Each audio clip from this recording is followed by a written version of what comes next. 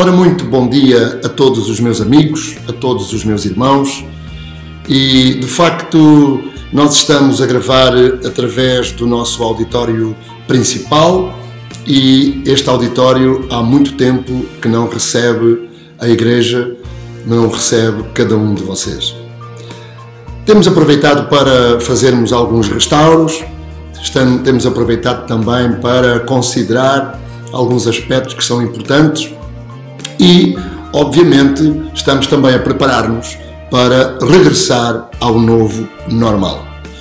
Este domingo, dia 31, muitas igrejas, muitos irmãos vão estar já a celebrar Jesus de uma forma presencial. Nós ainda não o vamos fazer, nós apenas o vamos fazer no dia 7, domingo, dia 7, de hoje a 8 dias, pelas 10 da manhã, e iremos terminar 11h15 da manhã. Será uma celebração fantástica, será uma celebração onde nos vamos envolver em louvor, onde vamos ouvir uma palavra e onde podemos juntos levantar a nossa voz e render graças àquele que nos salvou.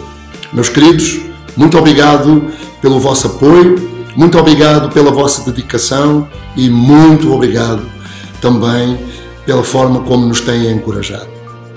Quero com isto dizer o seguinte: a semana que vem é uma semana onde nós vamos ter aqui algum trabalho de limpeza, de preparo, então eu quero desafiar-te a te envolveres connosco em toda esta preparação.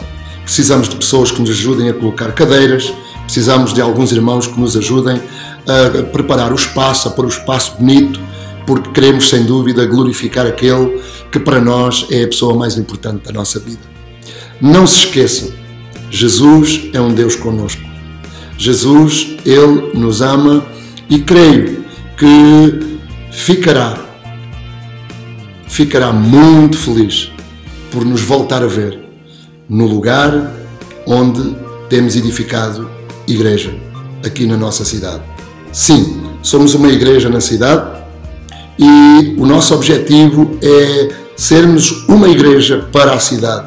Para isso, precisamos de caminhar, de continuar nesta missão, que é a missão da igreja, olhando para os necessitados, olhando para aqueles que precisam de Jesus Cristo, olhando para aqueles que precisam de uma vida nova, olhando para aqueles que neste momento não têm rumo, não têm alegria, não têm esperança. A igreja do Senhor, ela sim, ela tem resposta para dar e nós somos a igreja. Então, meu querido, convoco a cada um de vocês para que no dia 7, pelas 10 da manhã, estejamos juntos.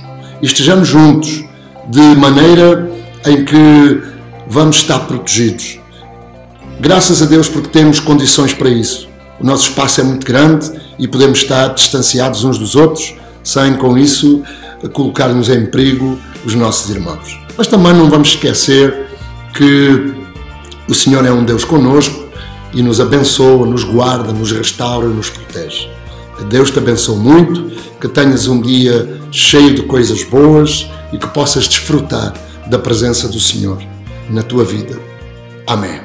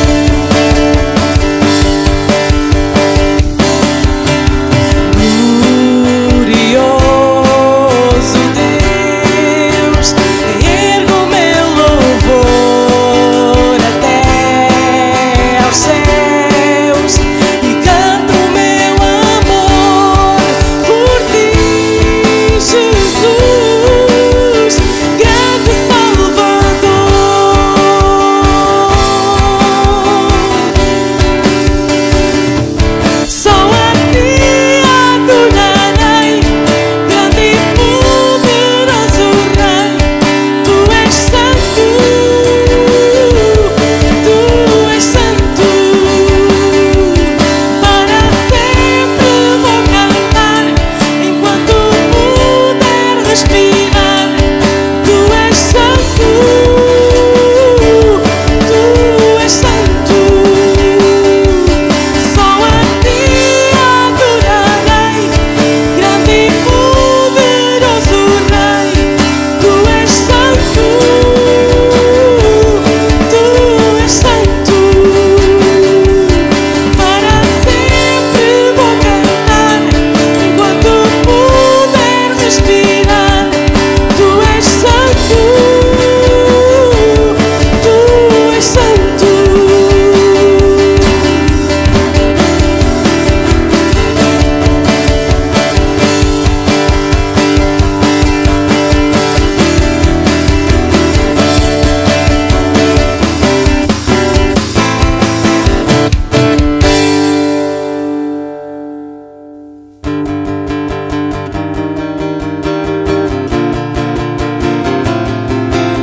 Ele é a única razão da nossa vida. Jesus Cristo, o único Senhor, aquele que nós adoramos, aquele que nós veneramos porque Ele é Senhor.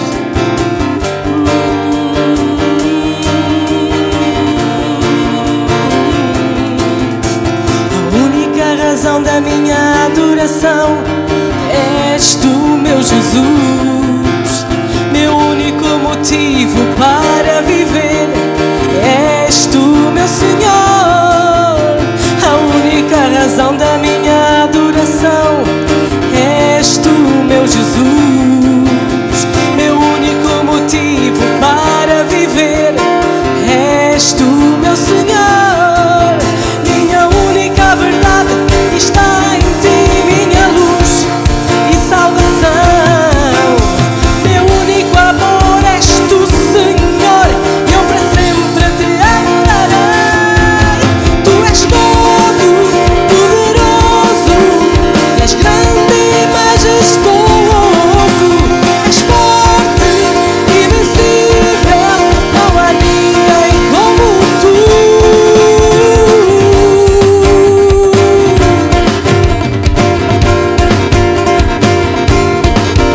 A única razão da minha adoração és tu, meu Jesus. Meu único motivo para viver és tu, meu Senhor. A única razão da minha adoração és tu, meu Jesus. Meu único motivo para viver és tu, meu Senhor. Minha única verdade está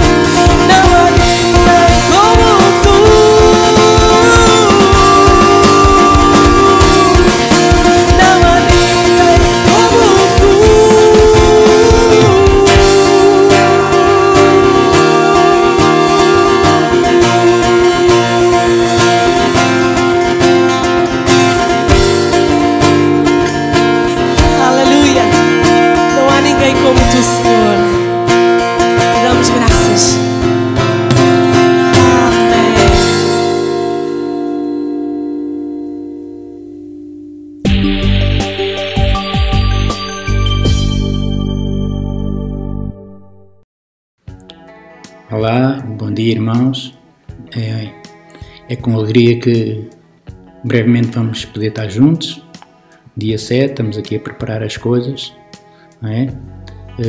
Esta primeira celebração vai ser ao ar livre, até nós dentro daqui do nosso espaço podermos arranjar, que as coisas estão a andar, mas podemos arranjar as condições para que possa estar aqui o máximo de pessoas possíveis.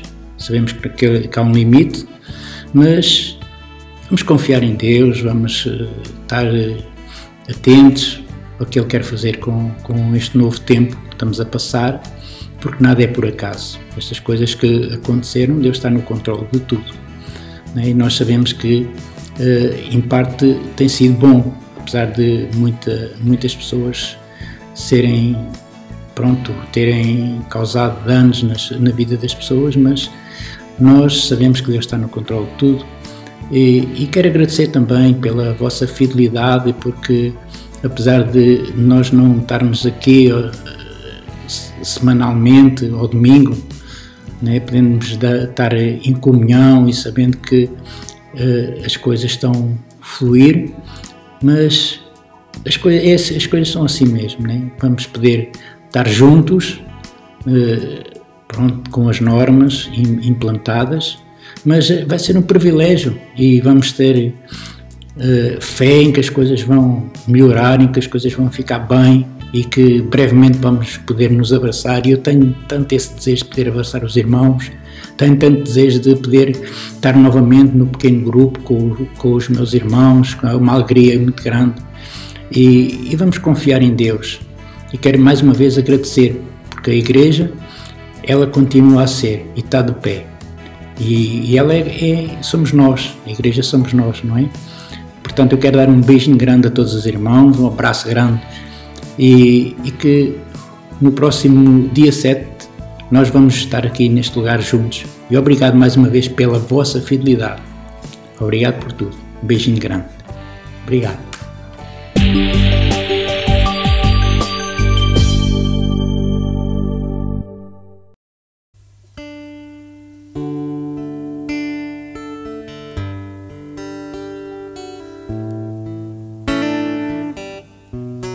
Nesta manhã, Senhor, a nossa oração é para que Tu nos renoves.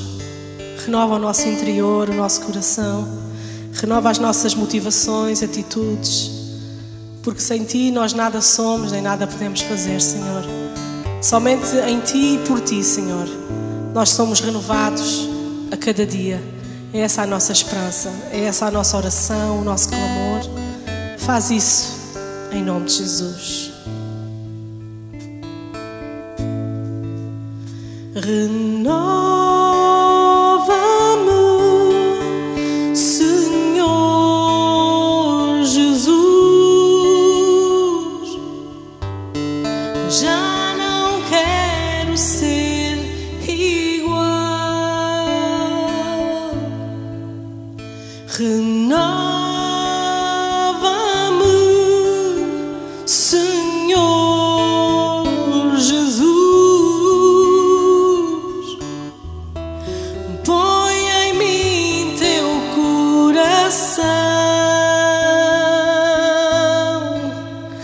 Porque tudo que há dentro de mim necessita ser mudado, Senhor. Porque tudo que há dentro do meu coração necessita mais de Ti. Renova-me, Senhor Jesus. Já não quero ser igual. Renova-me, Senhor Jesus. Põe em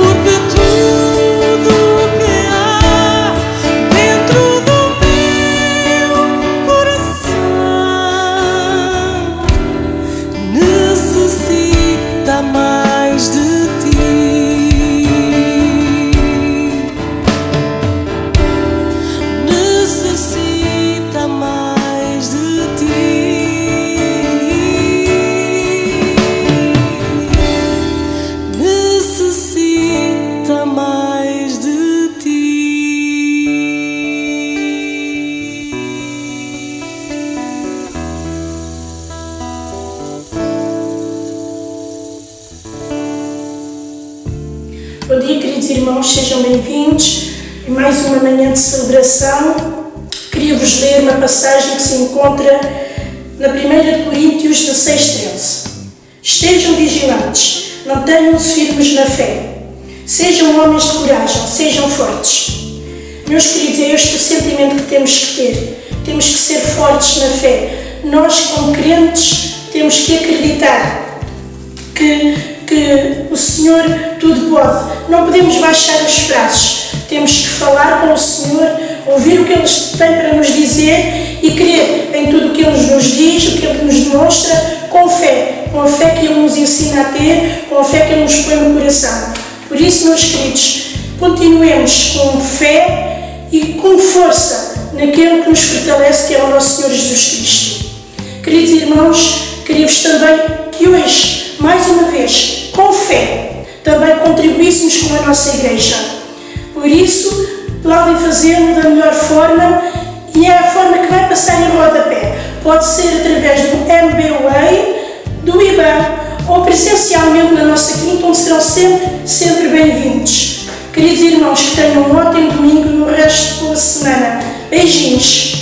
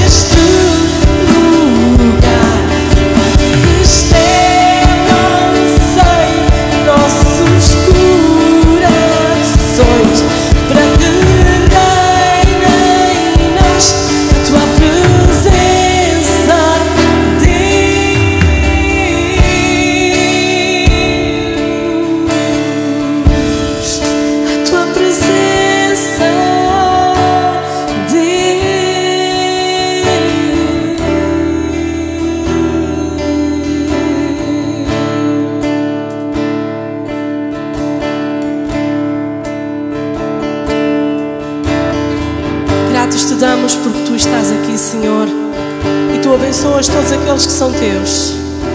E a Tua Igreja, nesta manhã, Te louva, Te adora e Te diz: Espírito Santo, Tu és bem-vindo à nossa vida.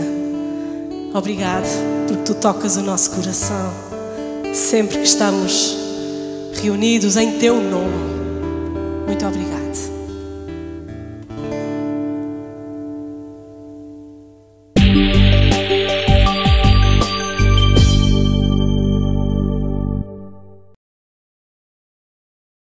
Um bom dia a todos, e hoje quero apresentar-vos um homem a quem nós temos muito carinho, um homem que nos tem abençoado muito, é uma inspiração para todos nós, e quero apresentar a todos o nosso amigo, Pastor João Martins, que irá partilhar uma palavra que em muito nos irá edificar. Então, que o Senhor vos abençoe, fiquem atentos com o vosso coração aberto para tudo aquilo que o Senhor quer fazer neste dia. A Ele a honra e a Ele a glória. Amém. Bom dia a todos. É assim com muita estranheza que estamos num espaço que costuma estar cheio de pessoas, com meia dúzia de cadeiras e de pessoas que, apesar de serem poucas, são as nossas, são a nossa família, mas não deixa de ser estranho. Eu diria que o que me ocorre é assim um momento especial em família onde faltam irmãos, filhos, enfim. Mas estamos juntos, apesar de tudo aquilo que estamos a viver e todos os constrangimentos. Sentimos muitas vezes o amor uns pelos outros, nem sempre com possibilidade de o expressarmos, e temos tido diferentes formas de o fazer, de expressar o que pensamos e sentimos uns pelos outros, mandando mensagens, telefonando, estando nos pequenos grupos, pelas plataformas digitais, mas querendo o Senhor, em breve poderemos ir reunindo partes da família em diferentes momentos, não só aqui no edifício, mas no auditório, mas em sala de aula, etc.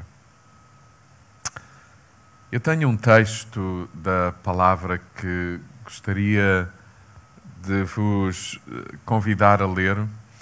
Nesta manhã nós vamos ler um longo texto, uma história muito bonita, eu acho, apesar de tudo o que vamos ler, é uma história bonita, porque, como dizia o Rui, termina bem. E nós sabemos que a história da Igreja vai terminar bem. Aqueles que têm Jesus, nós já sabemos o fim da história. Então, há que ter ânimo, há que ter bom ânimo, pensando que o fim da história é o magnífico encontro com o nosso Jesus. Mas, bom, uma história muito conhecida no livro dos Atos, uma história longa, não vos vou pedir desculpa por lermos uma longa história, e aí em casa os papás têm uma oportunidade extraordinária, para além das lições que estamos a partilhar semanalmente, e assim continuaremos por algum tempo, e as lições, não, como é evidente, para que os meninos possam usufruir delas, os papás terão que fazer trabalho de casa, juntamente com os filhos, lendo o texto, ouvindo a história, lembrando alguns pormenores da história, fazer desenhos alusivos à história, algumas atividades, etc. E nós todos louvamos a Deus pela equipa das crianças que nos proporciona isso, equipa liderada pela Catarina. Vamos ler um texto longo, mas antes um versículo do capítulo 23 do livro dos Atos. Nós vamos ao livro dos Atos, e o primeiro texto que vamos ler é o versículo 11 do capítulo 23, e já vamos perceber a importância deste versículo no contexto de tudo aquilo que eu vou dizer, que eu vou partilhar convosco. Diz assim: nessa noite, Atos, capítulo 23, versículo 11.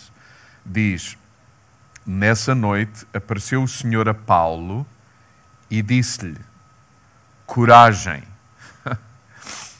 coragem, porque assim como deste testemunho de mim aqui em Jerusalém, também terás que fazê-lo em Roma.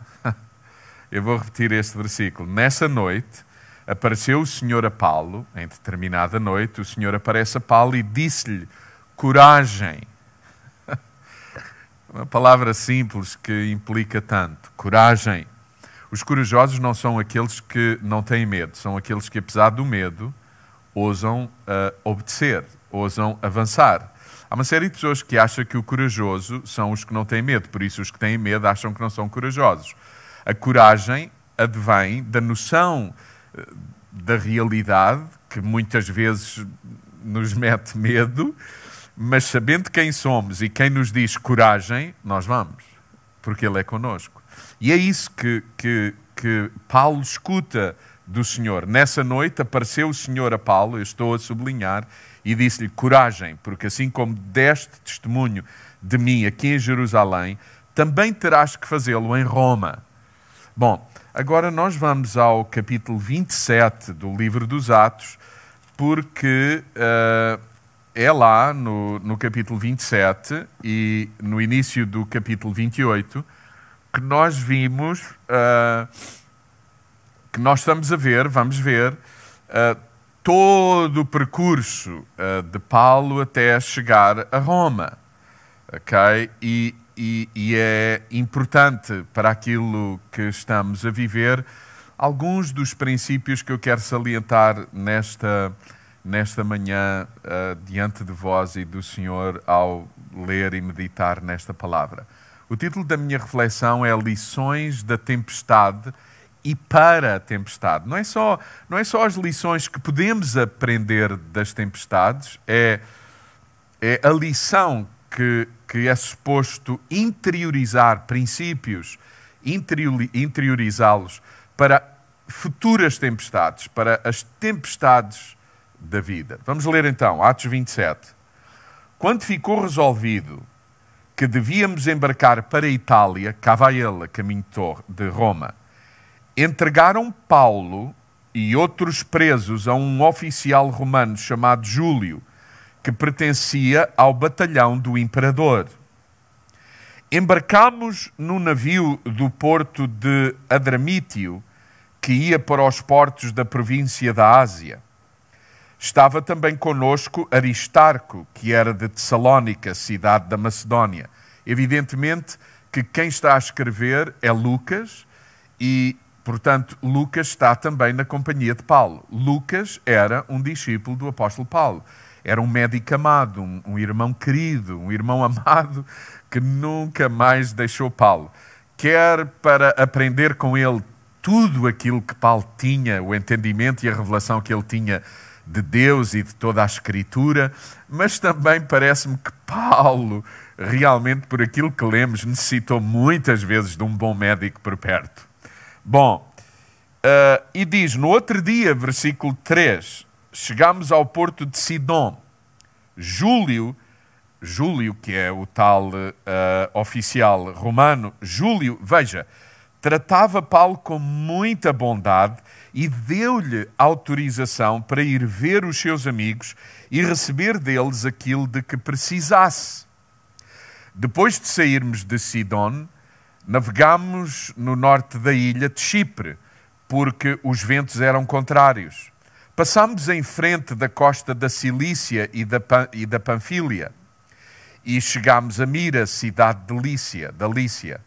Nesse porto, o oficial romano encontrou um navio da cidade de Alexandria que ia para a Itália e fez-nos embarcar nele. Há aqui um forçar a entrar num barco. Navegámos muito devagar durante vários dias e foi com grande esforço que chegámos perto de Cnido. Mas como o vento não nos deixava seguir aquela direção, fizemos rumo para o sul da ilha de Creta, passando em frente do Cabo Salmona. Assim, versículo 8, fomos navegando junto da costa com grande dificuldade, até que chegámos a um lugar chamado Bons Portos, quem diria, perto da cidade de Lazeia. Como já tinha passado muito tempo e se tornava perigoso viajar por mar, porque o inverno se aproximava, ou seja, dá a entender que de inverno não se navegava nestas águas de um modo geral. Paulo deu-lhes este conselho. Isto é um conselho de Paulo, o preso, o prisioneiro que ainda fala, o prisioneiro que ainda ousa dar conselhos, que ainda ousa dizer, parece-me que Deus parece que me impressiona com isto. Vejam o que vai acontecer. Então, diz que já tinha passado muito tempo e se tornava perigoso para viajar por mar, porque o inverno se aproximava. Paulo dá-lhes este conselho, versículo 10. Meus amigos, vejo que a nossa viagem daqui para diante vai ser perigosa, representando muitos prejuízos para a carga e para o navio. E até nós podemos perder a vida. Paulo ainda diz isto, ainda que ele está certo que a carga e o navio provavelmente vão se perder. E ele diz, mas até nós corremos o perigo de vida.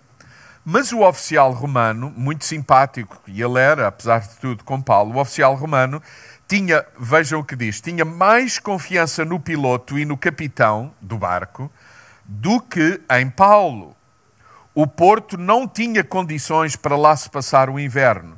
Por isso, a maioria das pessoas que teriam que tomar a decisão de fazer a viagem, a maioria achava que devíamos sair dali e tentar chegar à cidade de Fenice, que é um porto de Creta, com uma parte virada a sudoeste e outra a noroeste, para ali passarmos o inverno. Começou a soprar do sul um vento fraco, por isso pensaram que poderiam pôr em prática o que tinham planeado, levantando ferro, e seguiram ao longo da costa de Creta. Mas vejam o que diz o versículo 14. Mas pouco depois daquela calmia aparente, pouco depois, desencadeou-se um vento ciclónico de nordeste que arrastou o navio como se tornou impossível navegar contra o vento. Deixámos o navio ir à deriva. Portanto, levanta-se um vento incrível e, tornando-se impossível navegar contra esse vento que se levantou, deixámos o navio ir à deriva. Versículo 16. Passámos depressa a sul de uma ilhota chamada Cauda, onde o vento era menos forte, e ali conseguimos, com muita dificuldade, salvar a baleeira do navio. Os marinheiros içaram-na para bordo e reforçaram o navio com cabos de segurança. Depois, como tinham medo que o navio fosse encalhar nos bancos de areia das costas da Líbia, baixaram as velas e foram à deriva. No outro dia, como a tempestade continuava muito forte, começaram a deitar a carga ao mar, a carga que o navio levava. No terceiro dia, no meio desta tempestade, deitámos à água os apetrechos do navio com as nossas próprias mãos, diz Lucas. Durante muitos dias não conseguimos ver nem o sol, nem as estrelas. Ou seja, não havia sequer diferença entre dia e noite, praticamente. Deve ter sido um momento aterrador. A tempestade continuava ameaçadora, de maneira que já não tínhamos qualquer esperança de nos salvarmos. Ou seja, a esperança foi-se. Com a tempestade, parece que o vento levou a esperança de dentro de cada um. Havia muito tempo até que não comíamos nada, diz Lucas. Então Paulo põe-se de pé no meio deles e disse: meus amigos, tinha sido melhor darem-me ouvidos a mim e termos ficado em Creta. Teríamos evitado assim este sofrimento e estes prejuízos. Mas agora, tenham coragem, porque ninguém aqui vai morrer. Apenas se perde o navio. Digo isto porque na noite passada, dizia Paulo, uma vez mais, apareceu-me um anjo enviado por Deus, a quem eu pertenço e a quem eu adoro, diz Paulo, que me disse: Paulo, não tenhas medo, porque tens de te apresentar diante do imperador romano. Não tenhas medo, porque há um propósito para a tua vida. Não tenhas medo, este não é o teu fim. Há um propósito para a tua vida. Vais-te apresentar diante do imperador romano. Lembram? Atos 23:11, é disso que estamos a falar aqui também. Por tua causa, diz um anjo a Paulo, Deus vai livrar da morte todos os que estão contigo a bordo. Portanto, meus amigos, diz Paulo para toda a embarcação. Portanto, meus amigos, e a tempestade, ele fala no meio da tempestade. Portanto, meus amigos, coragem, eu tenho confiança em Deus. Ele vai fazer aquilo que me disse. Mas vamos naufragar em alguma ilha. Ou seja, apesar de tudo, Deus é connosco, Deus vai salvar-nos, mas não vai ser tudo bom, tudo fácil, tudo agradável. 2 semanas depois de começarmos a andar à deriva do mar Adriático, os marinheiros perceberam por volta da meia-noite, ninguém dormia pelo que percebemos, por volta da meia-noite, que o navio estava a aproximar-se de terra. Mediram com uma sonda a fundura da água e viram que era de 36 metros. Mais adiante, tornaram a medir e deu 27 metros. Eles, os marinheiros, com medo que o navio fosse encalhar nas rochas. Eu não sei se vocês sabem o que é estar num barco em que até os marinheiros têm medo. Causa muito mal-estar ainda, não é? Não é só a nossa impressão, os especialistas dizem isto é mesmo muito mau.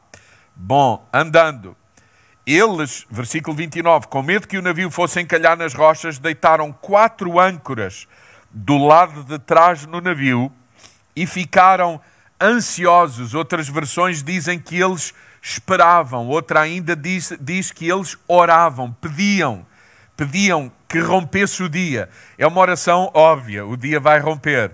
Já em Gênesis está prometido que enquanto a terra durar, depois do dilúvio, sementeira e colheita sempre haverá, dia e noite sempre haverá, verão e inverno sempre haverá, ou seja, não vai deixar de haver estações da vida, nem princípios que regulam a vida.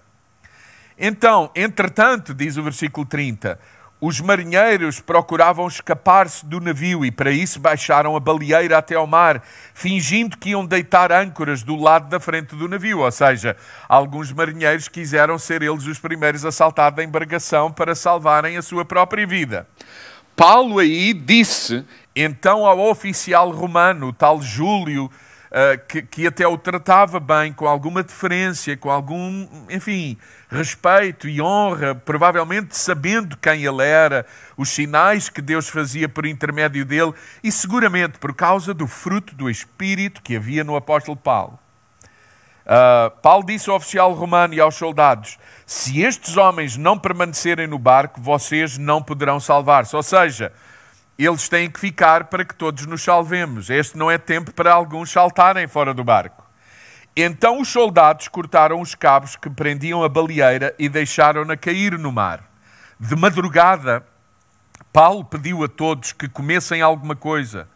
Já faz hoje 2 semanas, vejam, 2 semanas, já faz hoje 2 semanas. Há bocadinho o Tiago dizia, já faz hoje 11 domingos. Aqui Paulo reforça, já faz hoje 2 semanas que estão à espera e durante esse tempo nada comeram, não comeram nada, 2 semanas sem comer. Peço-vos, dizia Paulo, que comam qualquer coisa, pois precisam de se alimentar para continuarem a viver. A vida continua, é preciso assumir aquilo que alimenta a vida, que nos dá ânimo para a vida, que nos encoraja a viver, que é determinante para que tudo continue. Eu não sei se alguns fazem alguma ponte ou alguma semelhança com aquilo que estamos a viver. Este é o reforço de Paulo. Peço-vos que comam qualquer coisa, pois precisam de se alimentar para continuarem a viver. Ninguém aqui vai perder nem sequer um cabelo. Alguém se lembra de textos, de tudo aquilo que Jesus dizia exatamente sobre isso? Paulo tem esta convicção. Nenhum cabelo cairá da nossa cabeça. Ele é aquele que está connosco. Ele cuidará de nós. Enfim, expressões de revelação do cuidado atento do Pai para connosco. Ninguém vai perder nem sequer um cabelo. Versículo 35. Dizendo isto, vejam o que Paulo vai fazer. Paulo pegou no pão, agradeceu a Deus diante de todos, deu graças, tomaram a ceia no meio da tempestade, celebraram a presença de Deus no meio deles. Não apenas comeram. Paulo está a celebrar a ceia antes de comer. Alguma parecência com isto e com aquilo que aconteceu antes de Jesus ir à cruz não é coincidência. É exatamente o que Paulo está a celebrar. Vejam, no meio da tempestade, no meio de um barco assolado por vento e ondas. Dizendo isto, Paulo pegou no pão, versículo 35, agradeceu a Deus diante de todos, partiu e começou a comer. Todos ficaram com mais coragem e puseram-se também a comer. Éramos ao todo no navio 276 pessoas. Depois da refeição, deitou-se o trigo ao mar para aliviar o navio. Quando amanheceu, os marinheiros não reconheceram a terra, mas viram uma baía que tinha uma praia e resolveram tentar encalhar lá o navio. Cortaram os cabos das âncoras e deixaram-nas ficar no mar, enquanto desamarravam o leme e levantavam a vela da frente para seguirem em direção à dita baía, à praia. Mas o navio, diz o texto, bateu num banco de areia e ficou ali encalhado. A frente estava presa enquanto a parte de trás do navio era batida pelas ondas. Os soldados tiveram então a ideia de matar os prisioneiros para que nenhum deles se escapasse a nada. Os soldados pensaram, vamos matar todos os prisioneiros. Vejam o que acontece. 43. Mas o oficial queria salvar Paulo e não os deixou levar por diante este projeto. Pelo contrário, o oficial dá ordens aos que sabiam nadar, aos prisioneiros que sabiam nadar, para saltarem para a água primeiro e tentarem salvar-se, chegando à praia. A todos os outros deu ordem para procurarem salvar-se, agarrados a tábuas ou a bocados do navio. Foi assim que todos chegaram à terra sãos e salvos. Capítulo 28. Quando já estávamos todos em segurança, soubemos que a ilha se chamava Malta. Os habitantes trataram-nos com uma amabilidade fora do comum. Como estava a chover e fazia frio, acenderam uma grande fogueira e convidaram-nos para junto dela. Paulo apanhou um braçado de lenha seca que deitou no fogo e nisto uma víbora, a fugir do calor, agarrou-se-lhe à mão. Os habitantes da ilha viram a víbora pendurada na mão de Paulo e disseram uns aos outros: este homem deve ser com certeza um assassino, pois conseguiu salvar-se do mar, mas o destino não o vai deixar viver. Mas Paulo sacudiu a víbora para cima da fogueira e não sofreu nada. Eles esperavam que ele inchasse ou que caísse morto de repente. Mas depois de esperarem bastante tempo e de verem que não lhe acontecia nada, mudaram de opinião e começaram a dizer que Paulo era um deus. Ou seja, veio de assassino a Deus em muito pouco tempo. Nas proximidades daquele lugar havia umas terras que pertenciam ao governador da ilha, chamado Públio. Ele recebeu-nos muito bem, diz Lucas, e durante 3 dias fomos seus hóspedes. Ora, o pai de Públio estava de cama com febre e desinteria. Paulo foi visitá-lo e, depois de orar, pôs as mãos sobre a cabeça do doente e curou-os.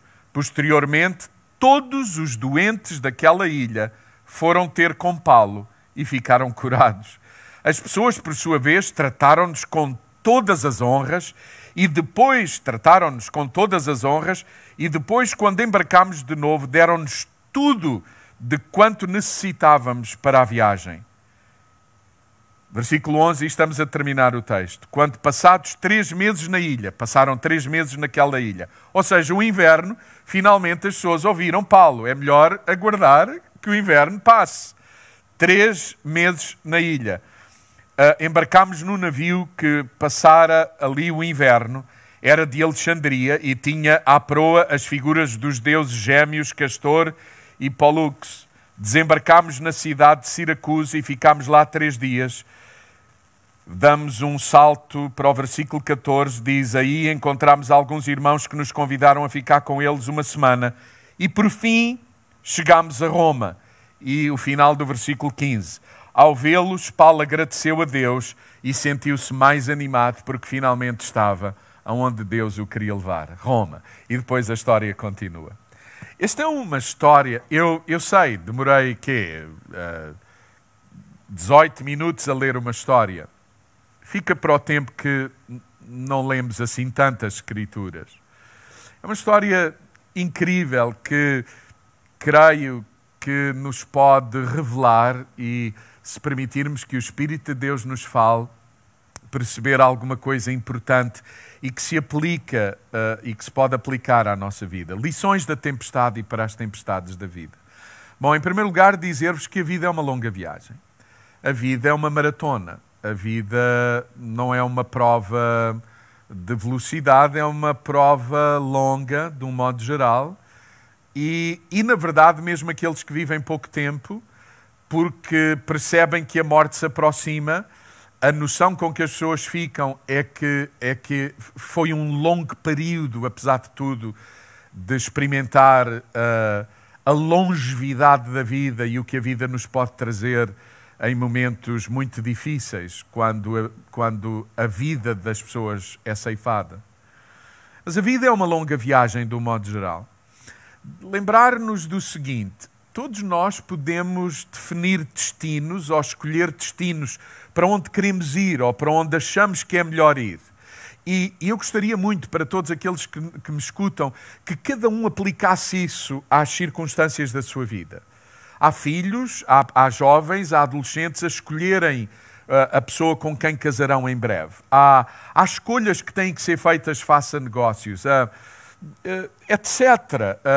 Há pessoas a porem em causa o seu casamento. Deixem dizer assim, nós podemos escolher destinos, mas deixem dizer-vos assim, mas nenhum de nós tem a possibilidade ou a capacidade de escolher os pormenores dessa viagem que nos leva ao destino. Nós podemos fazer planos para destino, mas não faremos planos de tudo o que vai acontecer até lá e, de um modo geral, nós não podemos prever o que vai acontecer. Não se prevê, não é previsível, de facto. Não é previsível. E é bom termos consciência. Nós não estamos no poder de tudo e de todos os dados. Mesmo definindo o que comprar, o que fazer, o negócio a começar, o casamento, o divórcio, ter filhos. Podemos decidir isso, mas nós não estaremos na posse, controlando todos os sinais, os pormenores da viagem. Deixem-me dizer outra coisa que eu penso que é importante antes de irmos para coisas mais práticas. Podemos, como já disse, escolher direções e destinos para a nossa vida. Temos essa liberdade. Lendo os textos da palavra, entendemos isso. Mas o mais seguro na vida, quando pensamos em planos, em destinos, em decisões, o mais seguro é ter um coração temente a Deus que diz: Senhor, acima da minha vontade, eu quero fazer a tua vontade. Acima daquilo que nós achamos que é o melhor, a grande pergunta é: Senhor, o que é a tua vontade para a minha vida? Eu quero que tu me dirijas. Eu quero dar-vos uma ilustração. Alguns de nós temos a ideia de que ter Deus na nossa vida, no nosso coração, é mais ou menos assim. Vamos na vida, na nossa viagem, estamos em viagem, porque a viagem é uma vida e de repente conhecemos Jesus, Ele revela-se a nós, aparece na beira da estrada, na estrada da vida, alguém nos fala de Jesus, pelo Espírito de Deus temos revelação de quem Ele é, dizemos obrigado, acolhemos-lo no coração, vamos no carro, lembram a minha ilustração?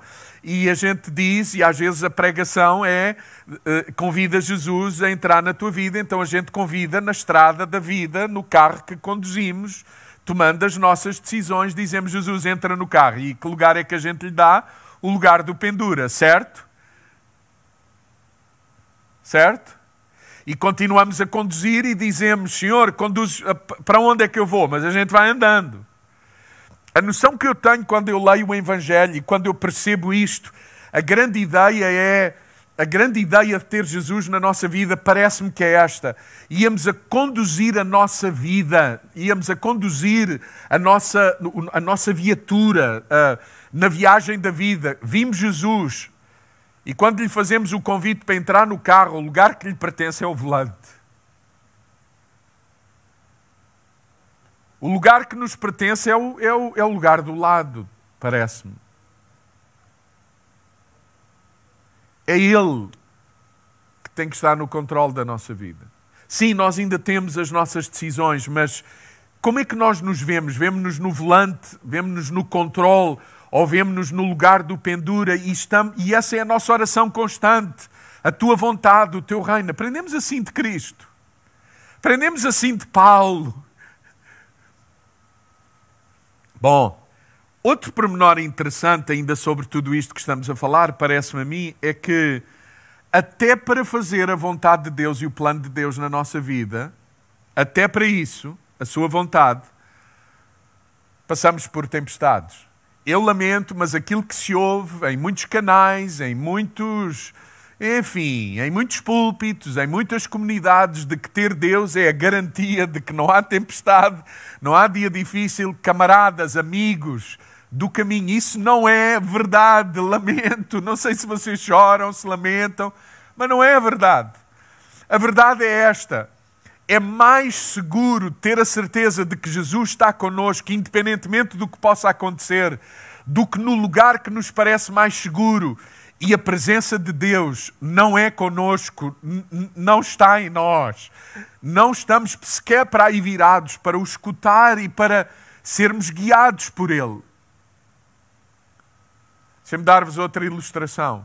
O que é que move um barco à vela como este? Este é um barco à vela. O que é que move um barco à vela?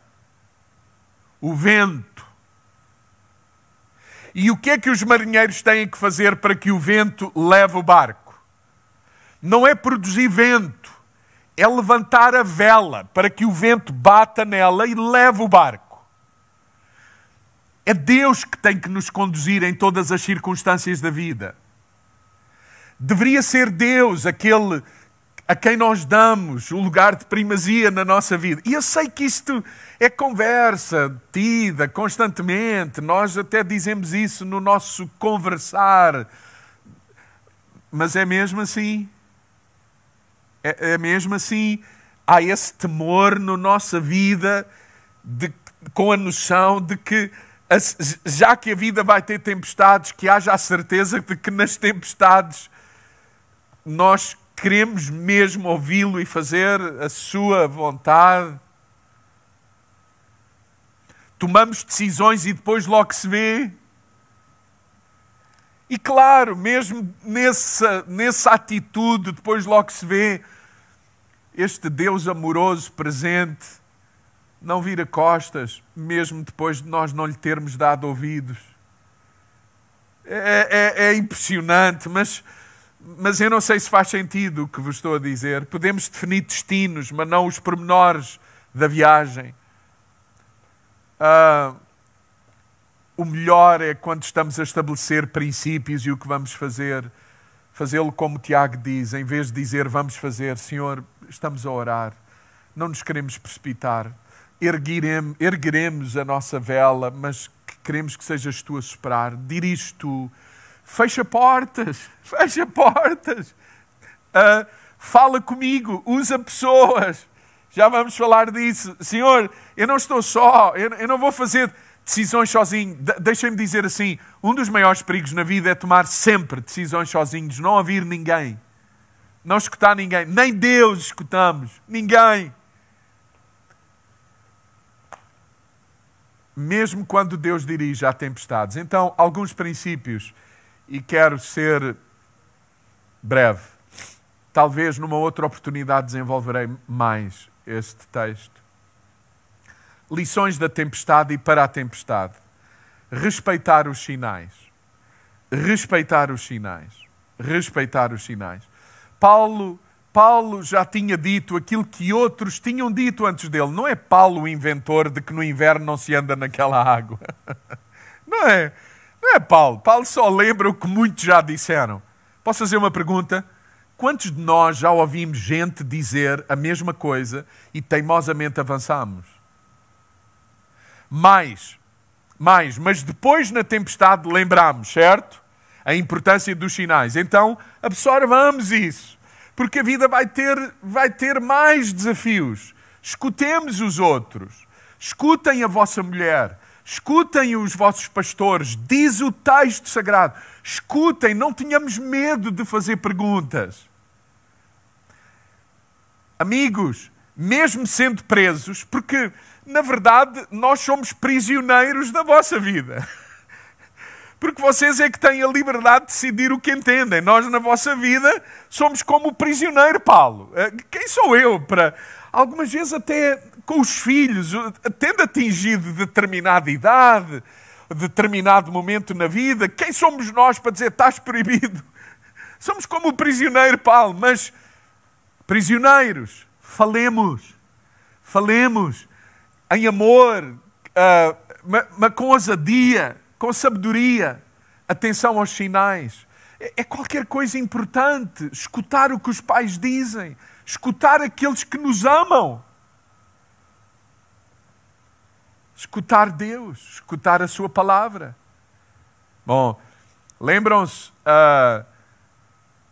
por falar em sinais, o Júlio, o general do exército que guardava Paulo, preferiu escutar quem? Os mais experientes, o comandante do barco, o piloto do barco.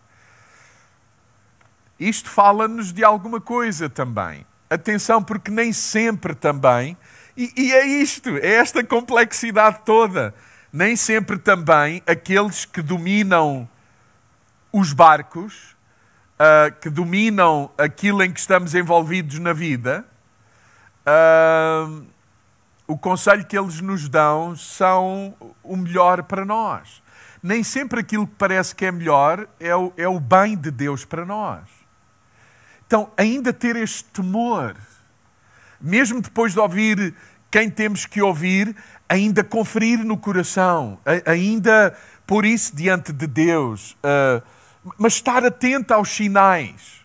Estar atento aos sinais. Eu lembro-me de uma viagem que fiz com a Isabel, não me lembro mais com quem mais, mas éramos 4. Perdão. Debaixo de uma grande tempestade, creio que na Suécia, não se conseguia ver do carro mais de 1,5 metro do para-brisas. Não era da frente do carro, era do para-brisas. Neve a cair. Sabem de que é que eu procurava naquela viagem? Sinais. Sinais que me indicassem o caminho para casa. Tínhamos chegado e ousado ir comer numa terra que não conhecíamos e de repente não sabíamos como voltar a casa. O que é que se procura na tempestade? Sinal. Muito bem. Um princípio fundamental na tempestade, sinais. Sinal pode ser um pai que nos abraça, sinal pode ser um irmão que nos encoraja, sinal pode ser alguém que nos dá a mão, que nos conduz, que nos ergue, etc. O texto aqui diz-nos que nem sempre a maioria também tem razão. Se lembram do texto, todos achavam então que era melhor ir. Paulo parecia ser o único no navio que dizia não é bom irmos. E é interessante porque Paulo diz assim, eu sei que tenho que ir para Roma, mas talvez não seja ainda o tempo, nós não vamos chegar a Roma no tempo que vocês acham que todos nós vamos chegar. Isto fala-nos de outra coisa importante. Nem sempre aquilo que é certo e que é a direção de Deus é para amanhã. Sinais, não forçar, deixar a coisa acontecer. É Deus que dirige. Você sabe, algumas vezes nos processos as portas fecham e nós forçamos as coisas a acontecerem. Não! Muitas vezes os sinais são calma, ainda é cedo, não é o tempo. E as pessoas perguntam, então, mas não há certeza de que Deus nos dirige nesse sentido? Sim, mas calma, atentos aos sinais, determinante. Determinante, porque a verdade é esta, se houver precipitação, os sinais ainda são importantes. Eu acho isso muito, muito importante. Sinais. Na tempestade nós percebemos claramente, e são sinais, perdemos o controle. É um sinal. É um sinal a ter em mente. Eu não quero mais passar por isto. Por exemplo, em circunstâncias como esta que estamos a viver, por exemplo, um sinal que esta tempestade nos revelou era bom termos tido um pé de meia. Não é acumular para ter cada vez mais, Não, mas ter um pé de meia. Ou seja, significa não gastar tudo. Fazer uma boa gestão. Ter, juntar, ser generoso, dar. Não acumular é um princípio. Aliás, aqui é o sinal. Aquilo que estava acumulado no navio, para que houvesse salvação, há que dar, há que não nos agarrarmos a tudo, podemos nos afundar nessa perspectiva. Sinais, a tempestade fala-nos disso. Perda de controle. A tempestade fala-nos disso. Podemos ter muito prejuízo. Muito prejuízo. Muito prejuízo.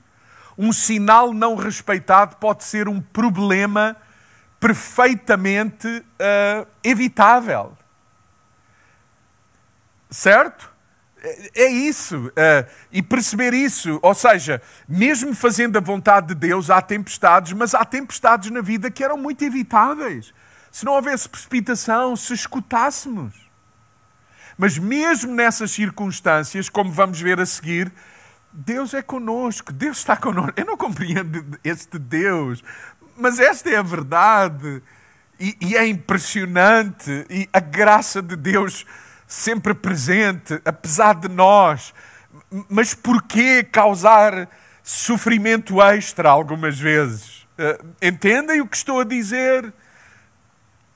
A tempestade ensina-nos isso. Segundo aspecto.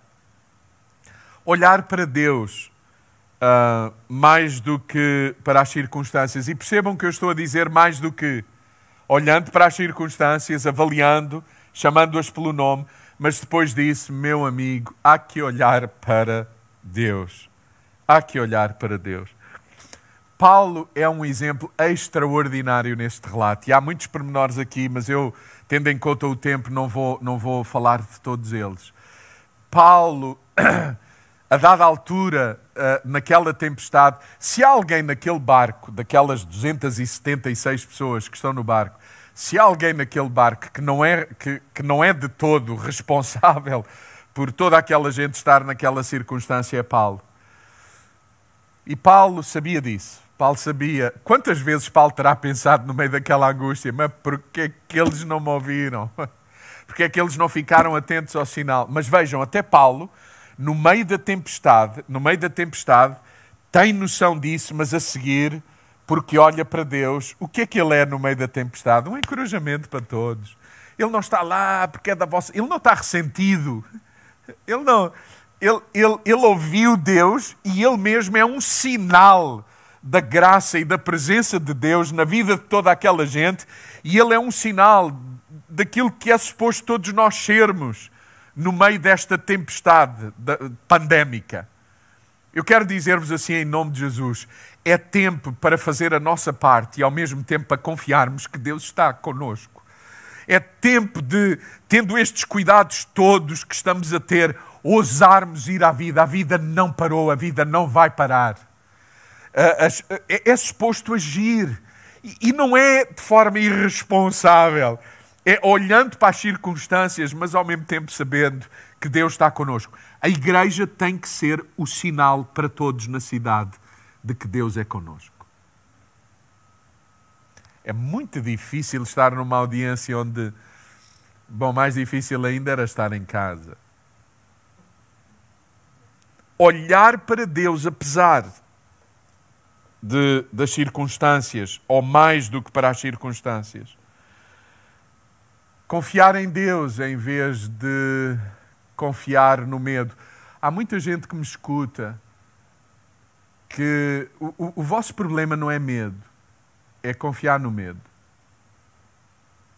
Eu também tenho receios, eu também tenho medo. Só uma forma de vencer o medo é saber que eu sou amado, é saber que Deus está comigo, é saber que está na minha mão fazer a minha parte, levantar a minha vela, mas é Deus que conduzirá todas as coisas. Nós não podemos nunca ter a garantia de que tudo está salvaguardado, porque isso não existe. Esta pandemia vem-nos dar esse falso sentimento. Se controlarmos tudo, está tudo bem. Não, mesmo depois de fazendo tudo bem, ainda é possível que possa acontecer alguma coisa. Com isso, não estamos a dizer que não temos que fazer a nossa parte, fazendo da nossa parte, mas olhando para Jesus, sendo cheios da sua graça, da sua presença e sem ressentimento. Paulo está ali para ser uma bênção para aqueles. Ele não está ressentido, ele não amoou.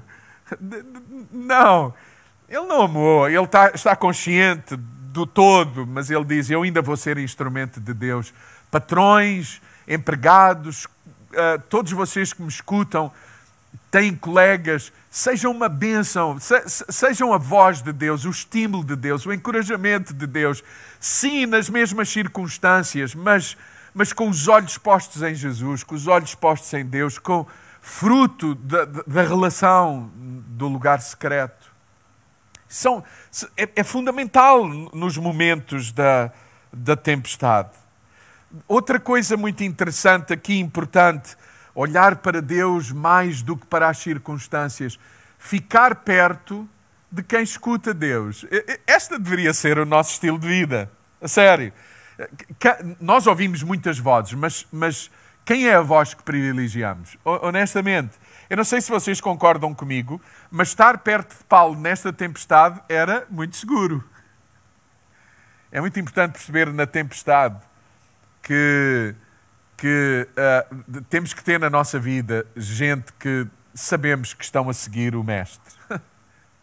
E que cada um de nós sejam pessoas de segurança para que outros possam, à beirada de nós, estar connosco. Alguém entende o que estou a dizer? A tempestade ensina-nos isso. Olhar para Deus, olhar para aqueles que Deus usa para falar à nossa vida, para nos encorajar. Outra coisa importante que aprendemos com a tempestade define quem nós verdadeiramente somos. O que temos verdadeiramente dentro de nós. A tempestade provoca isso. Quando tudo está bem, nós podemos dar a entender que somos uma coisa que verdadeiramente não somos. Mas no tempo da tempestade, tudo o que somos vem ao cimo. Torna-se uma evidência. É por isso que Paulo se torna a solução do problema e não o amargurado de tudo aquilo que está a acontecer. É por isso que ele se dispõe a ser a solução, a ter palavra, a levar instrução a toda aquela gente.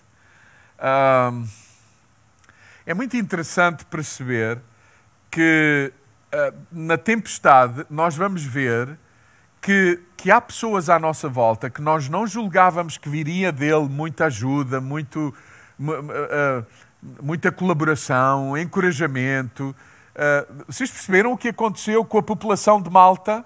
É no meio de circunstâncias muito difíceis, toda a gente encharcado, muito frio, diz o texto, e a população de Malta, bárbaros, diz outra tradução, e bárbaro não é necessariamente bandido, mas gente que não são judeus e que não falam grego, e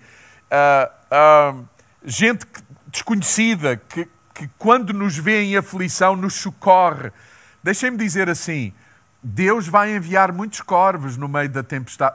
Nós vamos mesmo ver o que está no interior, não apenas nosso, mas de muita gente, para ser parte da solução. Eu quero dizer-vos assim, eu estou ansioso por ver aquilo que Deus vai fazer nestes momentos de dificuldade entre nós.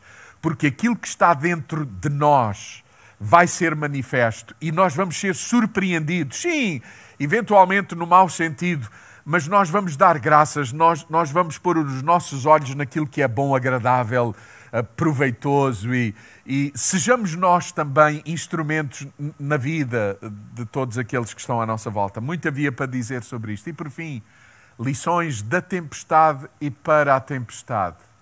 Ou seja, na tempestade nós vamos ser surpreendidos por muita gente. Eu estou a ouvir muita gente a dizer, eu não esperava.